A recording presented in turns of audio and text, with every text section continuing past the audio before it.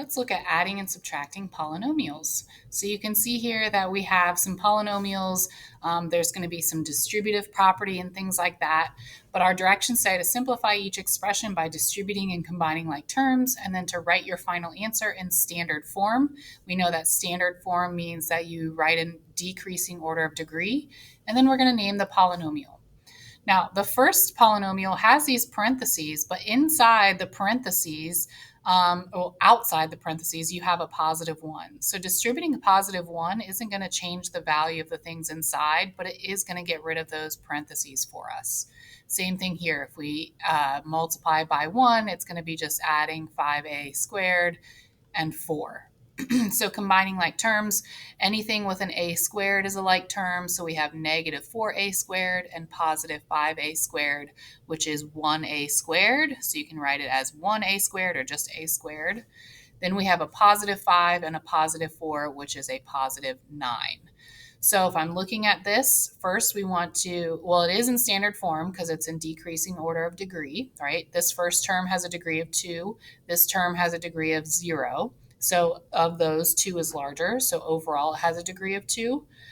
If something has a degree of 2, we call it a quadratic. So this is a quadratic, and since it has 1, 2 terms, it is a binomial. The second problem, we have some more intense distributing here. So 2 times the quantity 6r cubed plus 3r. If we distribute the 2, 2 times 6r cubed is 12r cubed. And then 2 times positive 3r is positive 6r.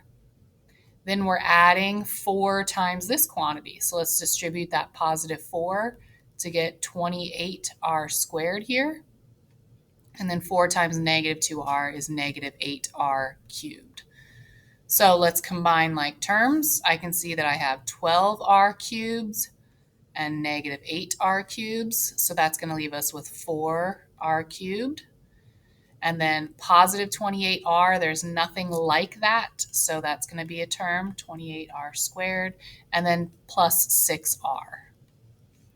This first term has a degree of 3, followed by a degree of 2, and then a degree of 1. So they are going in decreasing order, so it is in standard form.